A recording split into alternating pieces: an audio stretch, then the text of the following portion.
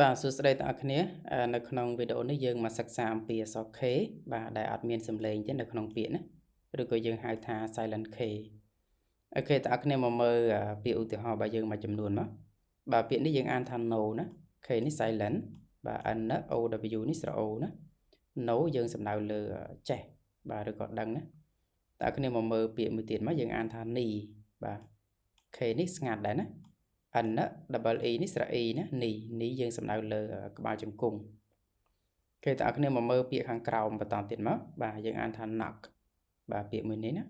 K silent N ណា O នេះអ C នេះខណា K នៅចុងពាក្យនេះក៏ silent ដែរណាបាទអត់មានសំឡេងទេ knock គឺយើងសំដៅលើគោះទ្វារអូខេពាក្យចុងក្រោយទាំងអស់គ្នា knife បាទK នេះអត់មានសំឡេងទេ N ណាបាទ I ប្លែង E នេះស្រៈ I ណា effort knife បាទយើងសំដៅលើកាំបិតអូខេបងប្អូនគ្នានៅក្នុងវីដេអូនេះយើងសិក្សាអំពី silent K បាទយើងសិក្សាពី silent K មានន័យថាអក្សរ K នៅក្នុងពាក្យមួយចំនួនហ្នឹងអត់មានសំឡេងទេ